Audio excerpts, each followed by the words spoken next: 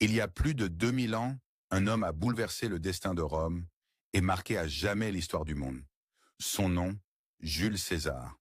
Chef militaire, homme politique et visionnaire, il a gravi les échelons du pouvoir jusqu'à devenir le maître absolu de Rome. Voici l'histoire de sa vie, de sa naissance à sa mort tragique, racontée comme une épopée. Jules César, de son vrai nom Caius Julius César, né en 100 avant Jésus-Christ, dans une famille noble mais modeste de Rome. Les Julii prétendent descendre de la déesse Vénus, un symbole de prestige et de puissance. Dès son enfance, César montre une intelligence vive et une ambition sans limite. Il reçoit une éducation soignée, apprenant la rhétorique, la philosophie et l'art de la guerre. Très tôt, il rêve de gloire et de grandeur. À 16 ans, César perd son père et devient le chef de sa famille. Il épouse Cornelia, la fille de Cinna, un ennemi du dictateur Sylla. Ce mariage lui attire la colère de Sylla, qui le déchoit de ses titres et le contraint à fuir Rome.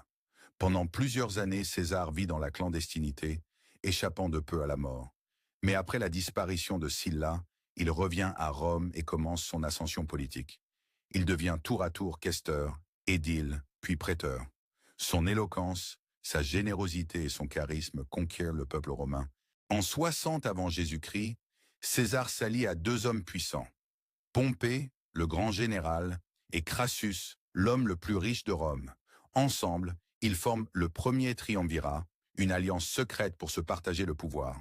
Grâce à ce pacte, César obtient le commandement de la Gaule. C'est le début d'une aventure militaire qui changera sa vie.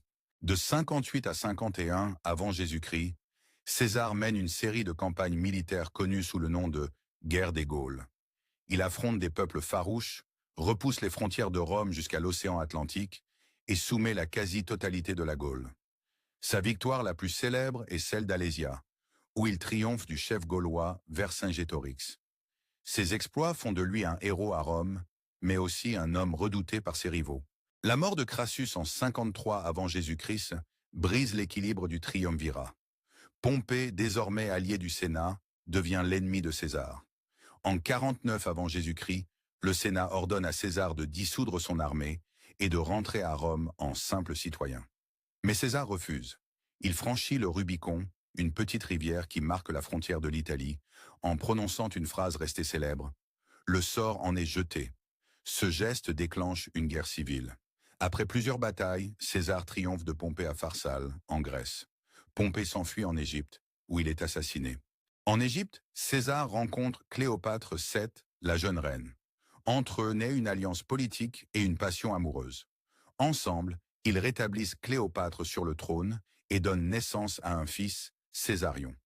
Ce séjour en Égypte renforce encore le prestige de César, mais inquiète le Sénat romain qui le soupçonne de vouloir devenir roi. De retour à Rome, César est nommé dictateur à vie. Il entreprend de grandes réformes. Il réorganise le calendrier, crée le calendrier julien, réforme le Sénat, accorde la citoyenneté à de nouveaux peuples et lance de vastes projets de construction. Il veut transformer Rome en un empire stable et prospère. Mais son pouvoir absolu et son ambition suscitent la peur. Beaucoup de sénateurs voient en lui un tyran. Le 15 mars 44 avant Jésus-Christ, jour des Ides de Mars, César se rend au Sénat. Ce jour-là, un groupe de sénateurs, parmi lesquels Brutus et Cassius, ses anciens alliés, l'attendent. Ils le poignardent à mort, croyant sauver la République. César reçoit 23 coups de couteau. Selon la légende, ces derniers mots auraient été pour Brutus, son fils adoptif. « Toi aussi, mon fils ?» Sa mort plonge Rome dans le chaos et ouvre la voie à une nouvelle guerre civile. Après sa mort, son héritier Octave, futur Auguste, prend le pouvoir et fonde l'Empire romain. Le nom de César devient un titre impérial, repris plus tard par les empereurs romains, les Césars, mais aussi par les Kaisers allemands et les tsars russes. L'influence de Jules César dépasse les siècles. Son génie militaire, ses réformes politiques et son ambition ont façonné le monde occidental. Jules César fut un homme d'exception, à la fois conquérant, réformateur et visionnaire. Sa vie, marquée par la gloire et la tragédie, incarne la grandeur et les dangers du pouvoir absolu. De sa naissance dans une famille patricienne à son assassinat au Sénat, son destin reste l'un des plus fascinants de l'histoire. L'histoire de César, c'est celle d'un homme qui voulut être plus grand que Rome elle-même.